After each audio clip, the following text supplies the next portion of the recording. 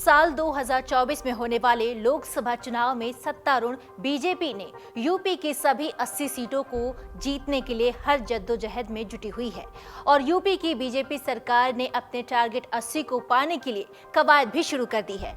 खास तौर पर बीजेपी राज्य के यादव, जाटव और पसमांदा मुसलमानों के वोट बैंक पर नजर बनाए हुए है। यही नहीं, दूसरे दल के नेता भी इन वोट बैंकों को छोड़ना नहीं चाहते।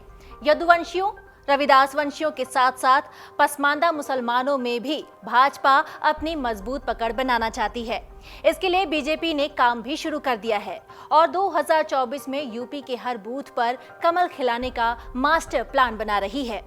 इसके अलावा बीजेपी 80 लोकसभा क्षेत्रों के 70,000 बूथों में से उन 22,000 बूथों पर भी ज्यादा कोशिश करने में लगी हुई है, जिस पर पार्टी के मुताबिक बीजेपी की काफी पकड़ कमजोर है।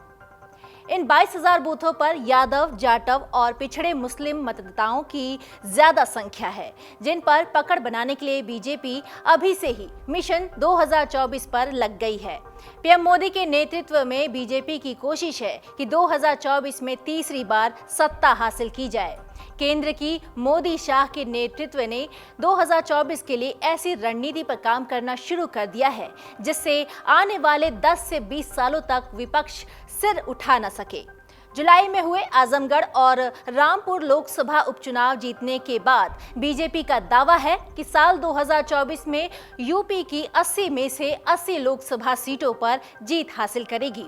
बीजेपी ने 80 में से 75 सीटें जीतने का लक्ष्य निर्धारित किया था। यूपी की 37 सीटों पर यादव, जाटव यानी अनुसूचित जाति और पसमांदा यानी पिछड़े मुसलमानों का वोट बैंक काफी प्रभाव है। यूपी में भाजपा के पूर्व प्रदेश अध्यक्ष केशव प्रसाद मौर्य ने ट्वीट के जरिए इस बात के संकेत दिए थे कि साल 2024 के चुनाव में समाजवादी पार्टी के मुस्लिम और यादव समीकरण और बसपा के परंपरागत जाटव मतदाताओं को अपने पाले में लाने के लिए बीजेपी पूरी ताकत से जुट गई है। तो वहीं इन वोट बैंकों पर सपा की भी नजरें हैं। समाजवादी पार्टी के राष्ट्रीय सचिव राजेंद्र चौधरी ने मौर्य पर निशाना साधते हुए कहा है कि हम जातिगत राजनीति नहीं करते। हमारी विचारधारा समाजवाद और सामाजिक न्याय पर आधारित है। आपको बता दें कि पिछले महीने राज्य के उन 14 लोकसभा क्षेत्रों में भी केंद्रीय मंत्रियों ने दौरा किया था, जहां पर बीजेपी 2019 में चुनाव नहीं जीत सकी थी। यानी इस बार कोई कमी न रह जाए, इसके लिए बीजेपी पूरी ताकत में लगी हुई है।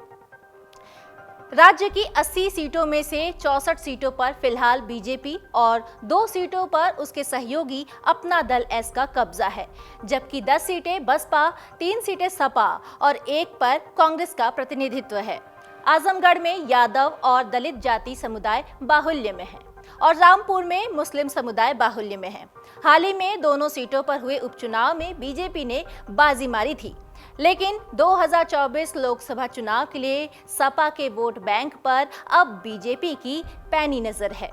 यूपी की आबादी में यादवों की हिस्सेदारी 11%, दलितों की 21% और मुसलमानों की 18% है।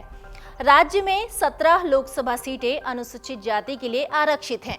राज्य की 10-10 सीटों पर यादव और मुस्लिम वोटर्स की निर्णायक भूमिका मानी जाती है। 2014 और 2019 के लोकसभा और 2017 के विधानसभा चुनावों की बात करें तो यूपी में गैर जाटव अनुसूचित जातियों जैसे खोरी, धोबी, पासी, खटिक, धानुक जैसे जातिगत समीकरणों को बीजेपी विशेष वरीयता दी थी। लेकिन अब बारी है 2024 के लोकसभा चुनाव में 80 सीटों पर असली परीक्षा की। देखना है कि बीजेपी का टारगेट 80 पूरा होता है। क्या 22,000 बूथों में यादव, जाटव और पसमांदा मुस्लिमों के वोट बैंक पर बीजेपी बाजी मार पाएगी?